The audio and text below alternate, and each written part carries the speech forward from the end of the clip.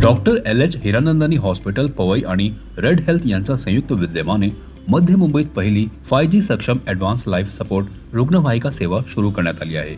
मुंबईच्या आपत्कालीन आरोग्य सेवेतील महत्त्वपूर्ण सेवेचे उद्घाटन श्री प्रदीप चव्हाण पोलीस उपायुक्त मुंबई यांचे हस्ते करण्यात आले.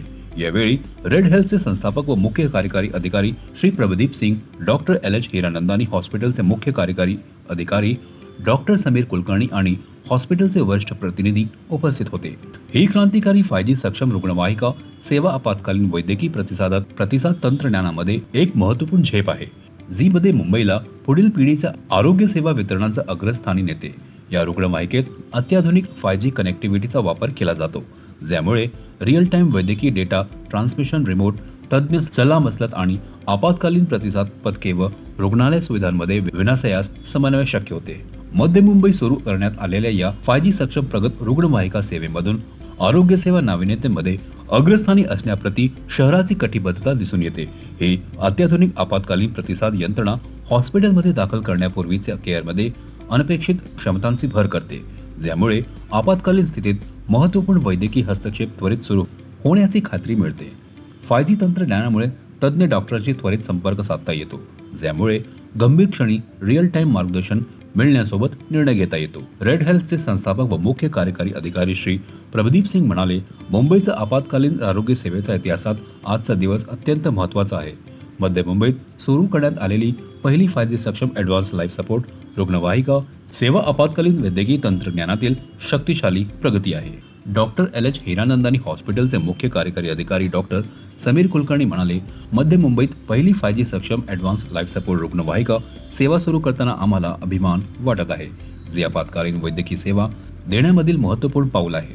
श्री प्रदीप चव्हाण पोलीस उपायुक्त मुंबई म्हणाले, डॉक्टर LH हिरानंदानी हॉस्पिटल आणि रेड हेल्थ यांनी मध्य मुंबईत अद्वितीय पहिलीच 5G सक्षम रुग्णवाहिका सेवा सुरू करून प्रशंसनीय पाऊल उचलले आहे. अशी आधुनिक आणि सुसज्ज रुग्णवाहिका सेवा सुरू केल्याबद्दल मी डॉक्टर LH हिरानंदानी हॉस्पिटल आणि रेड हेल्थ यांचे अभिनंदन करतो, ज्याचा नागरिकांना खूप फायदा होईल असा माझा विश्वास आहे.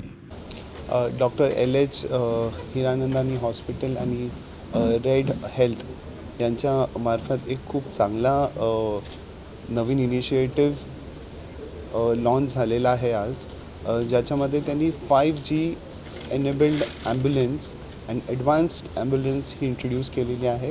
अशा प्रकारचे ॲम्ब्युलन्स ही सेंट्रल मुंबईमध्ये पहिल्यांदाच लॉन्च होते आणि मी त्यांचं खूप अभिनंदन करतो आहे.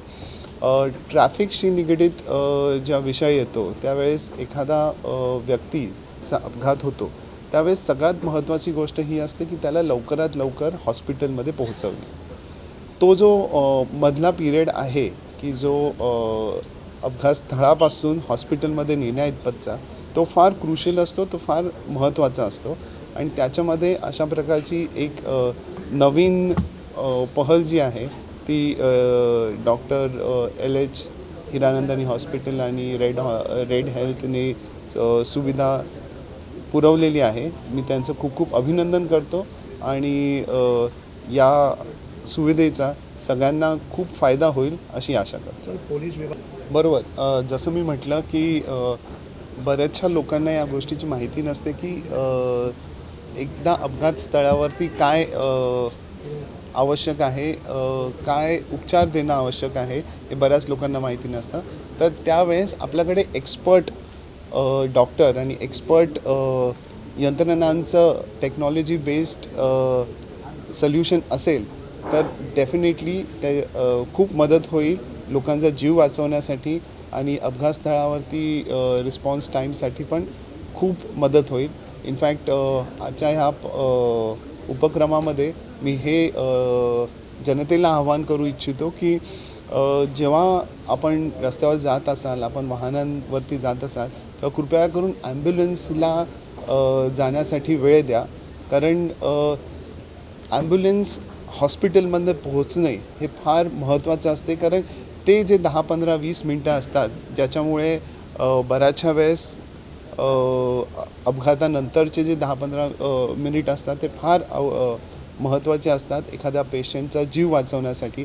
तर मी जनतेला हेच आवाहन करेल की कृपया करून ॲम्ब्युलन्स ज्या आहेत एखादा पेशंट घेऊन जाताना त्यांना प्रेफरेबली जाण्याचा त्यांना मार्ग दाखवा आणि ट्रॅफिकमधून त्यांना पुढे व्यवस्थित घेऊन जाण्यासाठी पेशंटला मदत करा.